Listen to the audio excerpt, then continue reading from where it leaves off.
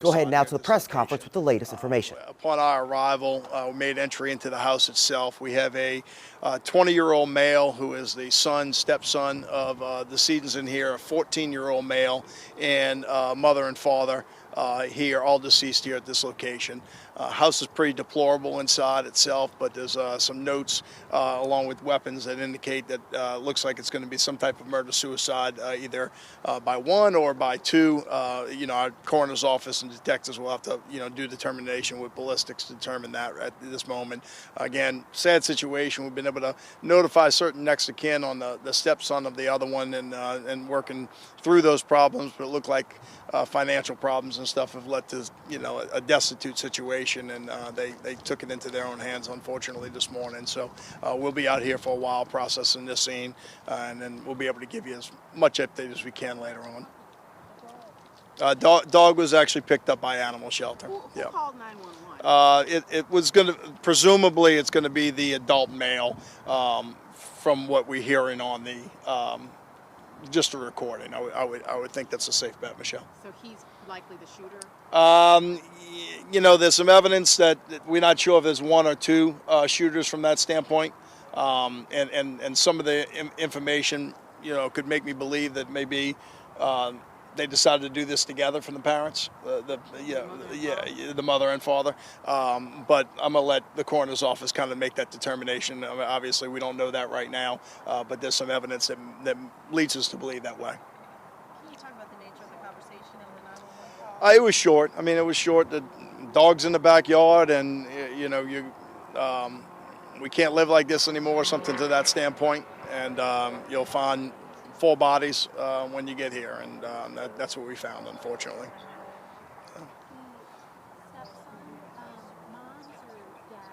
The mom's biological, from what I understand.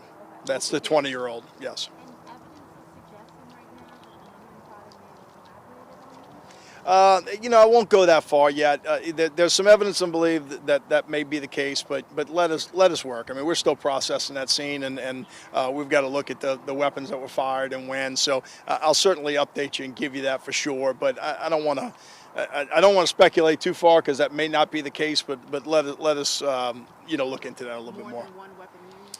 I don't know yet, but there's more than one weapon accessible. I guess you can say that. Let's let them find the casings and do the ballistics that go along with it beforehand. Is there power to the house?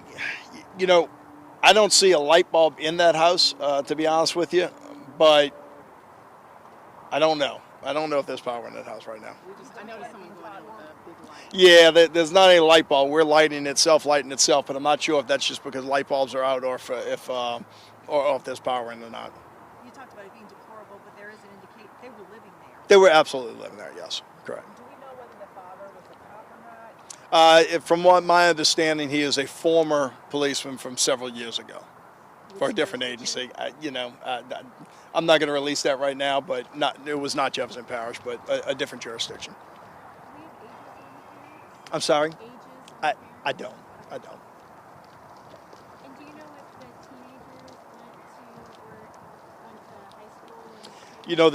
The older one is obviously outside of high school. The younger one did go to school here, because I have one of our police on campus deputies here that knew who he was and is here at that scene.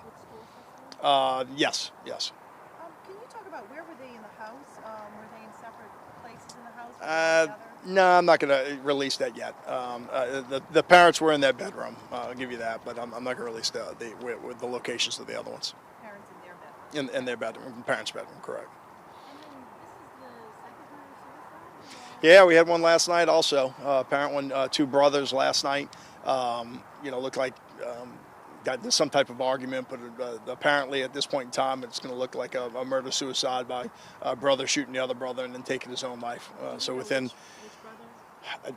I don't know, Michelle. I mean, I've received the daily on it, but I don't know which one is which.